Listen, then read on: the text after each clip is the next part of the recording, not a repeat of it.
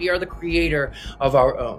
By nature of things, been given the ability to create and to think for ourselves. And then, therefore, we become our own deity, our own God. I don't believe that I worship anything. I mean, I worship myself. We are the creator of our own. أم خلقوا من غير شيء أم هم الخالقون أم خلقوا السماوات والأرض بل لا يوقنون أم عندهم خزائن ربك أم هم المسيطرون আসসালামু আলাইকুম। গত পর্বে এই সেটানিস্টদের ভ্রান্ত মতবাদ সম্পর্কে জেনেছেন, যা আমি কোরআনের আয়াত দিয়ে খণ্ডন করার চেষ্টা করেছি।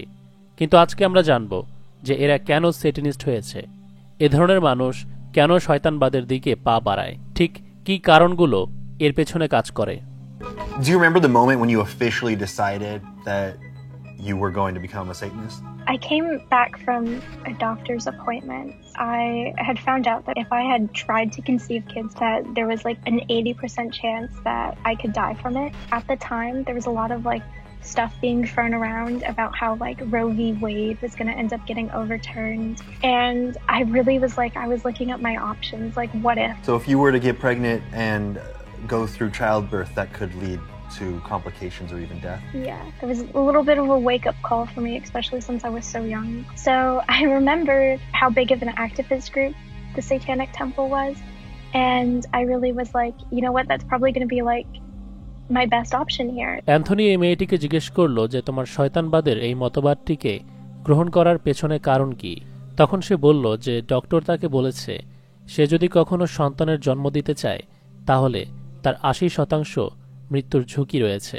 কিন্তু সে এটা বোঝাতে চেষ্টা করলো যে ধার্মিক বা সোসাইটি যারা অ্যাবর্শন বিষয়টিকে খারাপ চোখে দেখে। অবশ্য খ্রিস্টিয়ানিটি এবং ইসলাম উভয় ধর্মেই অ্যাবর্শনকে হারাম করা হয়েছে। খ্রিস্টানদের সোসাইটিতে তো এটা বেশ খারাপ নজরে দেখা হয়। এজন্য সে বোঝাতে চেষ্টা করেছে যে এ ধরনের মানুষের চাপের মুখে যেন তাকে পড়তে না হয় এবং স্বাধীনভাবে তাকে যদি অ্যাবর্শনের মতো জঘন্য কাজও করতে হয় তখন যেন সেটি সে সহজেই করতে পারে।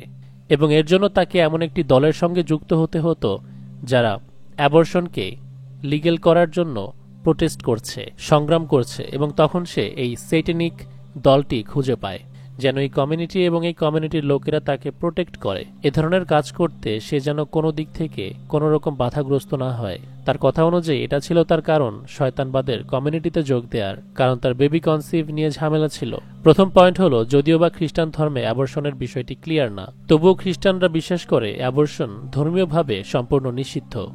অ্যাবর্শন প্রসঙ্গে আমাদের ধর্মে বলা হয়েছে 4 মাস কিংবা 120 দিনের আগ মুহূর্তে তা জায়েজ রয়েছে, তবে তার জন্য সিরিয়াস কারণ থাকতে হবে। ফর এক্সাম্পল, এই মেয়েটি যেমন বলল মায়ের জীবনের ঝুঁকি থাকলে। উলামায়ে কেরামের এ বিষয়ে ঐক্যমত রয়েছে। 120 দিনে ভ্রূণের মধ্যে আত্মা প্রবেশ করানো হয়, তাই এর পরের সময় অ্যাবর্শনকে হারাম করেছেন। আমাদের ধর্মে ভ্রূণ বা শিশুর জন্মের বিষয়ে বিস্তারিত বর্ণনা দেয়া আছে, তাই আমরা মুসলিমরা এ বিষয়ে ক্লিয়ার। সিরিয়াস কোনো কারণ ছাড়া নির্দিষ্ট একটি সময়ের পর ভ্রূণ হত্যা করা সম্পূর্ণ হারাম। তবে এই মেয়ের কথা শুনে বুঝলাম সে কনসিভ করলে সেটা তার জন্য সমস্যা, তাহলে তো সে আগে থেকে সুরক্ষা নিতে পারে। খ্রিস্টান ধর্মে যেখানে অ্যাবর্শনের বিষয়টি ক্লিয়ার না, তাদেরকে ভুল প্রমাণ করে নিজেদের অ্যাবর্শনের থিওরিকে স্ট্যাবলিশ করতে গিয়ে আমাদের সমাজে সে শয়তানের ইচ্ছা অনুযায়ী অ্যাবর্শনকে সমাজে স্ট্যাবলিশ করতে চাইছে।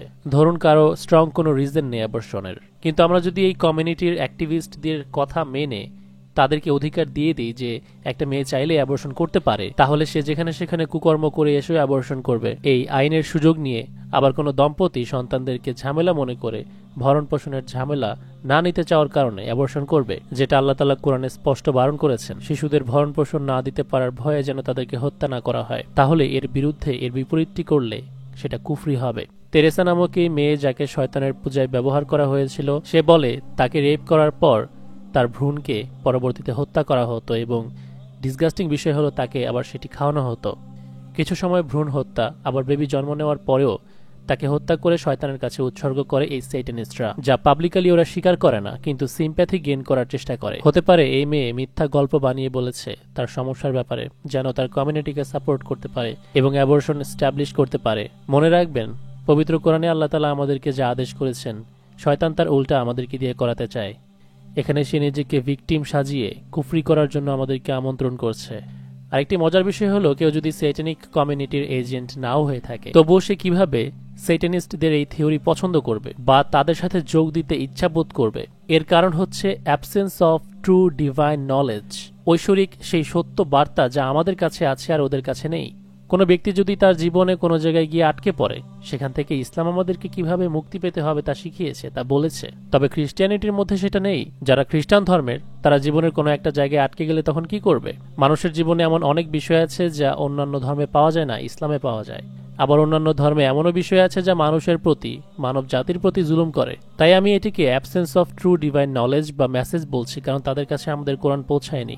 কিছু মানুষের কাছে যখন সত্য মেসেজ পৌঁছাতে লেট হবে, তখন সে হাতের কাছে যে কোনো সমাধান আঁকড়ে ধরবে। আর যদি তা সেটানিজম হয়, তাহলে তাই। Member of a Wesleyan church, and I grew up within a Lutheran church. It was sinful to have, thoughts of lust or envy, and like I just remember feeling like so awful about myself and being like, why do I have no self-control? And the reason why those kinds of guidelines are there is so that you do feel ashamed and that you do act in accordance to those who you must seek forgiveness from. That started to not sit with me very well. এই মেয়েকে যখন জিজ্ঞেস করা হলো তার শয়তানবাদ গ্রহণ করার কারণ সম্পর্কে, তখন সে বলল তার পরিবার একটি চার্চের সঙ্গে জড়িত ছিল, যে চার্চ থেকে তাদেরকে কোনো রকম যৌন আকাঙ্ক্ষা রাখার বিষয়ে খুবই কঠোরভাবে নিষেধাজ্ঞা দেওয়া হয়েছিল। তার সেই ব্যাপারটি ভালো লাগেনি। চার্চের যে বিষয়টি আমরা ভালো করে জানি, সেখানে যাদেরকে সিস্টার করে রাখা হয় তাদের উপর এক প্রকার জুলুম করা হয়। তাদেরকে প্রলোভন দেখানো হয় যে তারা যদি সারা জীবন সৃষ্টিকর্তার খেদমতে কোনো বিবাহ না করে জীবন পার করতে পারে, তবে এতে অনেক বড় সওয়াব রয়েছে, যেটা সম্পূর্ণ একটা ভুল শিক্ষা। ওরা বিবাহের ব্যাপারে মেয়েদেরকে উৎসাহ না দিয়ে সিস্টার হওয়ার জন্য উৎসাহ দেয়।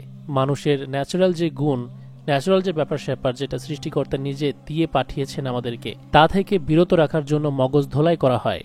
যার কারণে ওরা মনে করতে শুরু করে যে সৃষ্টিকর্তা আমার ওপর জুলুম করছে, যার ফলে একটা সময় ওরা সৃষ্টিকর্তার বিপরীতে যে রয়েছে, মানে শয়তান, তাকে অনুসরণ করা শুরু করে দেয় ইচ্ছাকৃতভাবে।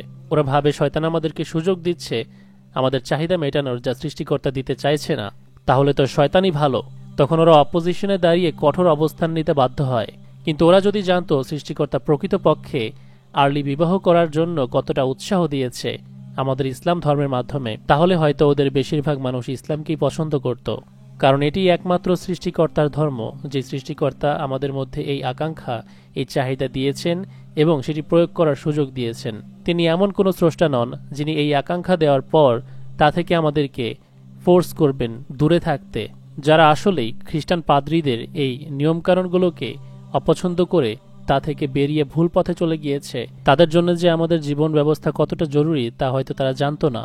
মানুষের লেখা বিকৃত বাইবেল এবং বেদাস অনুসরণ করতে গিয়ে ক্ষতিগ্রস্ত হবে, আর এটা যে সৃষ্টিকর্তার দেয়া নিয়ম কানুন নয় তা একসময় ওরা নিজেরাই এটা বুঝতে পারে। I'd been reading the Bible and held on to it, and I was like, but it doesn't make sense, and I don't believe like this. And I went, you know what? I don't believe in the Bible, and I'm not atheist. I am an extreme anti-theist. I'm a Satanist. At the time, my boyfriend, who was a Buddhist, said, no, you're not. You couldn't handle it. And I said, I absolutely am a Satanist. He says, no, you're not. And I said, then you're not a Buddhist. He said, yes, I am. And I said, then I'm a Satanist. সে বলল যে সে বাইবেলে এজন্য বিশ্বাস করে না কারণ বাইবেলের ঘটনাগুলো তার কাছে ইলজিক্যাল মনে হয়েছে। সেজন্য সে শুধু ধর্ম ত্যাগ করে নাস্তিকই হয়নি, সে একটি অ্যান্টি রিলিজিয়ান অবস্থান বেছে নিয়েছে, যেটা ধর্মের বিপরীতে। তার বন্ধু তাকে বলেছিল যে তুমি একই সাথে কিভাবে নাস্তিক বা ধর্মহীন আবার সেটানিস্ট হতে পারো। সে বলেছে যে তুমি যদি বুদ্ধিস্ট আবার নাস্তিক একই সাথে হতে পারো, তাহলে আমিও সেটানিস্ট আবার নাস্তিক হতে পারি। তো দেখুন, এদের থিওরি কিন্তু সেই বৌদ্ধ খ্রিস্টানদের মতবাদকে কেন্দ্র করে ধর্মের প্রতি এদের ঘৃণা এবং বিদ্বেষ তৈরি হওয়ার কারণ এরপর সে বলেছে, I don't really talk to my family anymore. My father, I could never forgive him. He was a very cruel person, and he got angry one day and he drowned my brother in the bathtub. Oh my God. When my mother came in, he grabbed her and drowned her. He even grabbed my dog and drowned that in the bathtub too. He was angry because we had not gone to church that day, and he was so angry that he decided that he would drown my family. And I'm actually lying about that. Because I'm talking about, if that were a true story, you would not be expected to forgive such a monster. You would not be expected to forgive. I'd say, did that man go to prison? Is that man serving life? Is that man being... That man is God in the Old Testament, as to God not being able to find not one righteous person excepting for Noah and his family, and so he decided to open up the windows of heaven and pour out and drown the entire earth because he didn't like what they were doing. He didn't like that they weren't worshiping him. And these are common beliefs that are so intrinsically woven into the way that so many people think. And these are beliefs that are kind of held as the symbol of what's good, as God, the representation of all things good. God is love. I hear that all the time. But to me, love is not telling your children to commit genocide. Love is not telling your children to sacrifice their own children. The concept of hell did not exist prior to the creation of Jesus. I do not like being threatened with eternal damnation. I don't consider that love. If Jesus knows everything, and if Jesus knows who is going to be born and who is going to go to hell, but chooses to send those people to hell, he chooses to allow them to be born, he is choosing to send them to hell to burn forever. And that is not love. As far as relationships go, yeah, sometimes I would start chatting with someone, and then the words that would come out of their mouth would be, I believe in God, I worship God, I'm a Christian. Great. Good for you. I'm glad that makes you happy. Have a nice life. এই ব্যক্তি এখানে নূহ আলাইহিস সালামের ঘটনা উল্লেখ করে বলেছে যে সৃষ্টিকর্তা শুধুমাত্র তাকে উপাসনা না করার কারণে মানবজাতিকে ধ্বংস করেছিল বড়সড় এক প্লাবনের মাধ্যমে। এতে করে সে বোঝানোর চেষ্টা করেছে যে সৃষ্টিকর্তাই হলো সবচেয়ে বড় অপরাধী, যে তাকে উপাসনা না করার কারণে মানুষদেরকে হত্যা করেছে। সেও মানুষের কাছে ঘটনাটি বিকৃতভাবে উপস্থাপন করল সৃষ্টিকর্তাকে দোষী সাব্যস্ত করতে, যেটা শয়তান চায়। ইদ্রিস আলাইহিস সালাম চলে যাবার পর কোনো একটা সময় শয়তান নিজেই মানুষকে দিয়ে মূর্তি পূজা এবং এরপর বিভিন্ন কুকর্মে লিপ্ত করে। খোদা ভীরুতা থেকে বেরিয়ে গিয়ে মানুষ ভায়োলেন্স, অসামাজিক কর্মকাণ্ড করতে থাকে, যার কারণে আল্লাহ তাআলা তার গোত্রের কাছে নূহ আলাইহিস সালামকে 950 বছর রেখেছিলেন তাদেরকে সঠিক পথে আনার জন্য, দাওয়াত দেওয়ার জন্য। কিন্তু যখন তারা সৃষ্টিকর্তার কথা শোনেনি, তার বান্দাকে তিরস্কার করছিল, তুচ্ছতাচ্ছিল্য করছিল, তখন গিয়ে আল্লাহ তাআলা তাদেরকে পানিশ করেছেন। আমার কোনো সন্তান, তাকে যদি আমি ধৈর্য নিয়ে টানা বোঝাতে চাই যে তুমি বিশৃঙ্খলা করো না, নেশা করো না, যা তোমার ক্ষতি করবে, যা সমাজের ক্ষতি করবে, কিন্তু সে বোঝার চেষ্টা না করে, সে আমার কথা না শুনে উল্টা আমার ওপরেই চোটপাট করতে শুরু করে, তখন তো তাকে আমাকে রিহ্যাবিলিটেশন ফ্যাসিলিটিতে পাঠাতেই হবে। সমাজে বিশৃঙ্খলা তৈরি করলে যখন কোনো রাষ্ট্রপ্রধান তাকে রেহাই দেয় না, তখন সৃষ্টিকর্তা তো সবচেয়ে বেশি অধিকার রাখেন কারাপ্টেড সোসাইটিকে, কারাপ্টেড পিপলদেরকে এক্সিকিউট করার বা শিক্ষা দেওয়ার। আল্লাহ তাআলা সবাইকে শুধরে যাওয়ার যথেষ্ট সময় দিয়েছিলেন। তার মধ্যে নূহ আলাইহিস সালামের নিজের সন্তানও ছিল। যখন প্লাবন এসেছে, তারপরেও সে নিজের বাবার কথাই শোনেনি। সে শেষ মুহূর্ত পর্যন্ত সুযোগ পেয়েছিল। স্রষ্টা কেনানকে নিমিষেই হত্যা করে ফেলেননি। সে যদি বাবার কথা শুনতো তবে বেঁচে যেত। যে তার প্যারেন্টসের ভালো কথা শোনে না, সে কিভাবে ভালো মানুষ হতে পারে? বখাটেদের পাল্লায় পড়ে আপনার সন্তান আপনার কথা অমান্য করলে, আপনার বিরুদ্ধে অবস্থান নিলে, আপনি নিজেই তাকে পছন্দ করবেন না। তাহলে শয়তান নিজেই সৃষ্টিকর্তার সন্তানদেরকে বিগড়ে দিয়েছিল, এবং এখন এসে শয়তান স্রষ্টাকেই দায় করছে তাদেরকে পানিশ করার জন্য। আজকের এই ভিডিওতে আপনারা যতজন সেটানিস্ট অ্যাক্টিভিস্টদেরকে দেখেছেন, ওরা সবাই লুসিয়ান গ্রিভস নামক এই আমেরিকান সেটানিস্টের কাল্টের অংশ। এই চেহারা আপনারা আমার চ্যানেলে আগেও দেখেছেন। লুসিয়ান গ্রিভসকে আপনারা অবশ্যই চেনেন, যেই লোক ব্যাফোমেট নামক মূর্তি নিয়ে ঘোরাফেরা করে আর কি।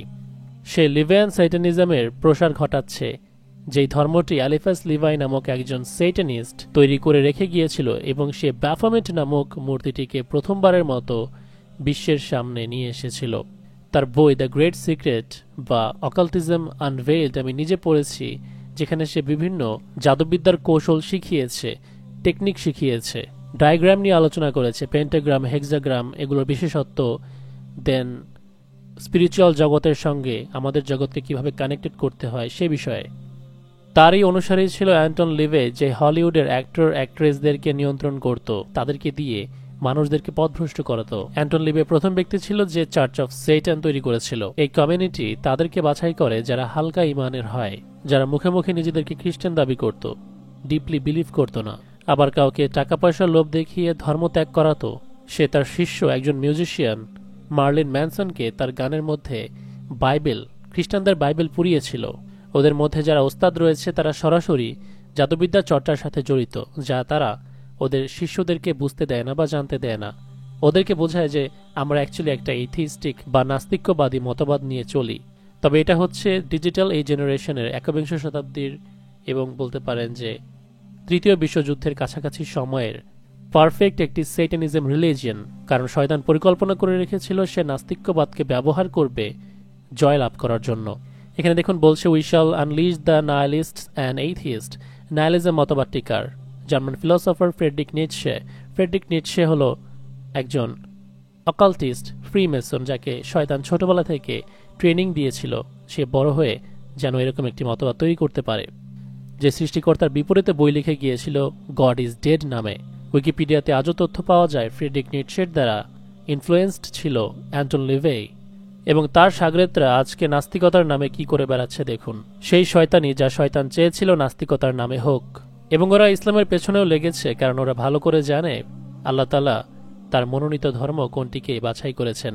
প্রকৃত সত্যিকারের ধর্ম পৃথিবীতে ছড়িয়ে যাচ্ছে, যার কারণে টেরোরিজম ইসলামের আইনগুলোকে এক্সট্রিম দেখিয়ে নাস্তিকদের মাধ্যমে বা নাস্তিক সাজিয়ে মানুষদেরকে টাকা খাইয়ে মানুষের মগজ ধোলাই করার চেষ্টা করছে। তবে তাতে কোনো কাজ হচ্ছে না, কারণ আল্লাহ তাআলা বলেছেন তিনি হচ্ছেন সর্বোত্তম পরিকল্পনাকারী। ভিডিও আজকের জন্য এখানেই শেষ করছি। যারা সিক্রেট রিভিলের ডাই হার্ড ফ্যান তারা কিন্তু সিক্রেট রিভিলের মার্চেন্ডাইজ নিয়ে নিতে পারেন SR ফ্যাশন ওয়্যার নামক ফেসবুক পেজ থেকে। সেখানে গিয়ে আপনারা মেসেজ করলেই তারা আপনার সাথে যোগাযোগ করবে। সবাই ভালো থাকবেন সেই কামনা করে বিদায় নিচ্ছি। আসসালামু আলাইকুম ওয়া রাহমাতুল্লাহি ওয়া বারাকাতুহু।